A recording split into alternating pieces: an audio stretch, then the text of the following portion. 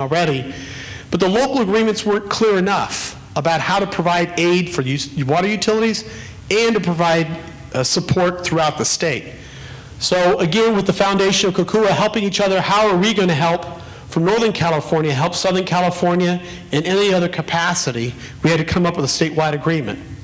So in the agreement, we started, as I mentioned, in 1992, our leadership team met, much like Hawaii's already started with their leadership team, and Mike's going to talk a little bit about the development since. But we established a steering committee, reviewed the needs of the utilities. We actually did surveys with the utilities to find out what their needs were. Because again, we wanted to produce a program, not just an agreement, but support, training, education for the utilities as well. We established some goals, and we identified how we were going to use the state regions as necessary when the emergency occurred. So this 1993 agreement, the Omnibus Agreement we called it, it was just for the region until Northridge earthquake took place. The Northridge earthquake, pretty significant emergency, really focused on the need of where we were going. This is actually a very interesting picture. This was the Northridge Boulevard, and a major water pipe right here ruptured, and it bore a hole through the gas line right here. And a gentleman's car was sitting over that, and he decided to go move his car. And yes, I was right. His car wound up in the house over here after that gas line let itself know it was there. But the water rushing, he was trying to save his car from the flooding, and anyhow. So there's, in our crews, our East Bay Mud crews, coming down from Northern California were the ones to repair this line, because the LADWP's crews didn't have experience working on these large 36-inch lines, and our crews did. In 2001, we also changed the agreement. Not only, so in 1993, we wrote the agreement. 94, we had to change it because it became a statewide agreement. And in 2001, we had to change the agreement a third time because we added wastewater. Wastewater was doing its own program independently, not as successful, but we also found out that a lot of our water systems were also wastewater systems. So why not combine the effort? And that's what we did for efficiencies, to bring the two programs together. We now have 230 members in the program, as big as the state is. That sounds like a lot, but we have 14,000 public system licenses in the state. So we still have a lot to do. Most of those are small systems, but we cover 15% of the wastewater, so we know we still have a lot more to cover on both sides. Well, the whole concept of, even though it's a big system and we're doing a lot with it, how does it work? The key component of all of this, was it 3:15? Okay. I'm going to get to this point and then we'll break for 15 minutes as designed in the system. Okay? The key component is when it works and how does it work and what was it pulled together to do was that it works from the ground up. The idea is that it's the utilities running it, it's the utilities operating it. In the state of California, only the utilities sign the agreement. The state has never signed it because they feel it's a utility-to-utility agreement. The utilities can manage it. But on our steering committee, we have representatives of the Public Health Department, the state emergency management agencies, and all the other groups providing input and support on the operations.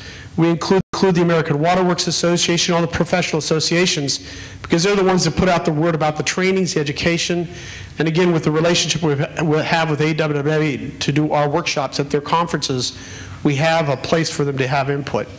With that, this will start, after this, we'll start into actual examples of those disasters, and we'll take a 15-minute break so others can join in here if they wish.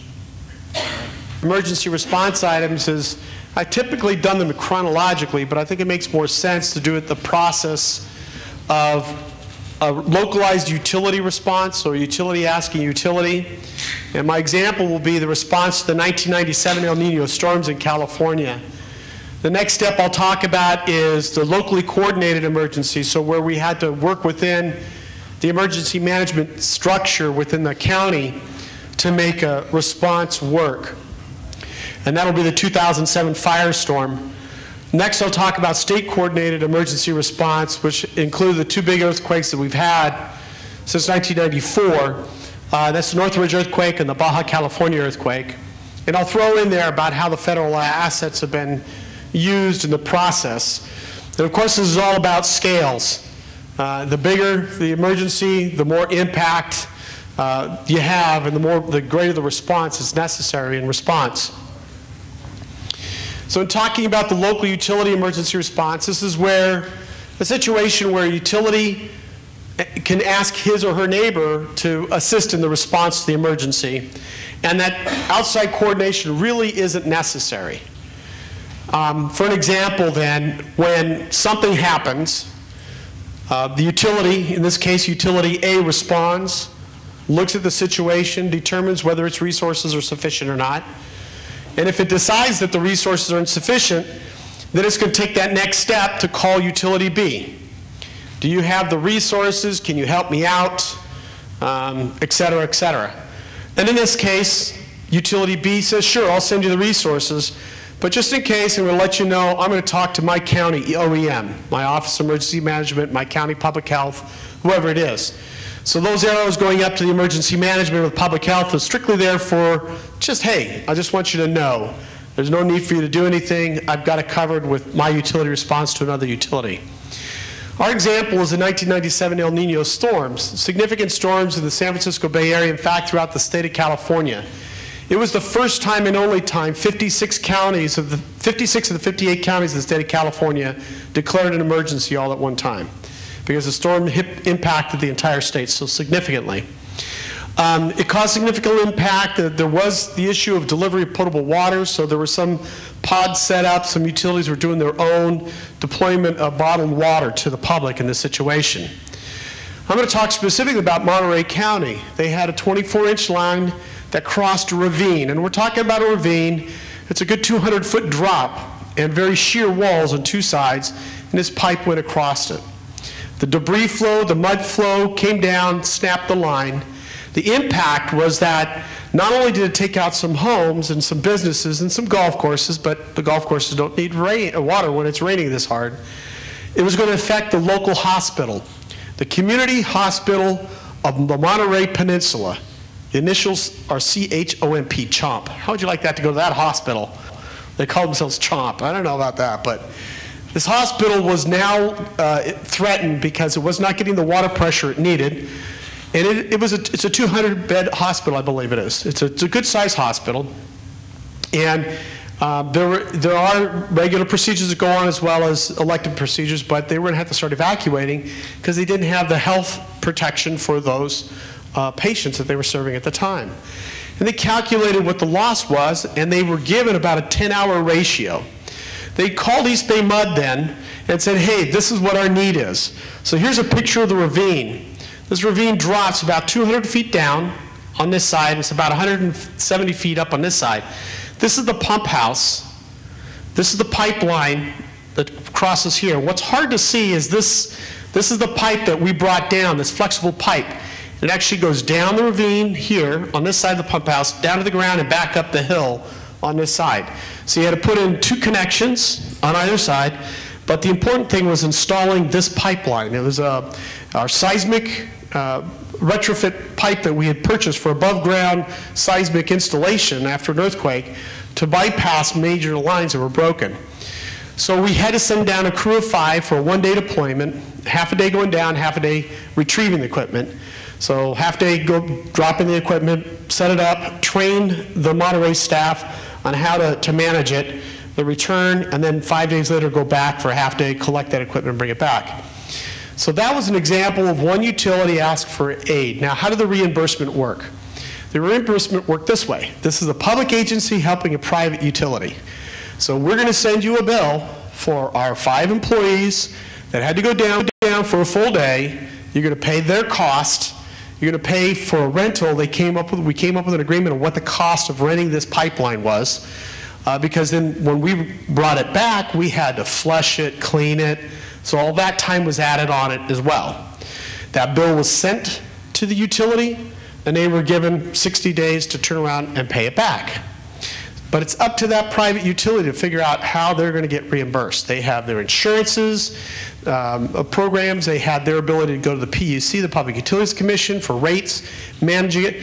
They took care of it on that end. Our responsibility was give them that cost, give them all the documentation, time sheets, expense sheets, the gas, the fuel, which vehicles. So we had to itemize, very much like you would do for public assistance, what equipment, how long, what time, what the impact was, employee time, overtime, all the fringe benefits, all those things had to be calculated in the bill that was sent down there. Same thing you would do for public assistance, just in this case it was a bill, an invoice we sent down to the private utility. Does that make sense? Pretty simple, easy deployment, utility helping each other. That's the basics of this agreement, utility helping utility.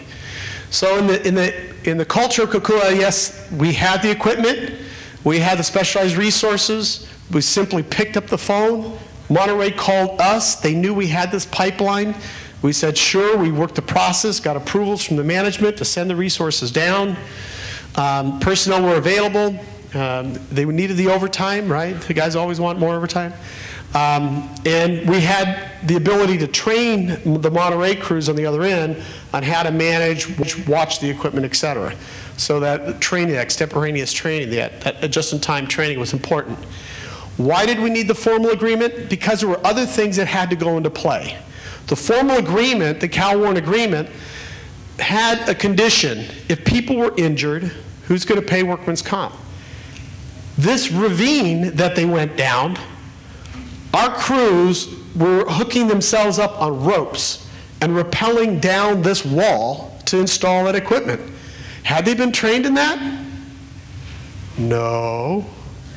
So if any of our employees were injured in that, at least the agreement had some clarification as to how is that managed in response. If the equipment was lost, say this wall came down further and took out any of the other additional equipment, what happens with that loss of that equipment? So that's an important component. Another was that we would communicate with the people we needed to. We did communicate with the CHP to make sure roads were open, let them know this emergency equipment's coming down to protect this hospital. Please provide the support necessary if there was a road closure to get them through. So that effort of communication was important. Also, the nighttime deployment, overtime, that's included in the process, as well as the reimbursement. As I mentioned, a public agency assisting a private utility, we had to have the ability to recover that costs. The next type of emergency was when you start engaging the local emergency management community, because it's a little bit bigger than utility assistance. So it requires that outside assistance. It's a larger scale emergency. What does that start to look like? Well, it starts to look like, again, very similar.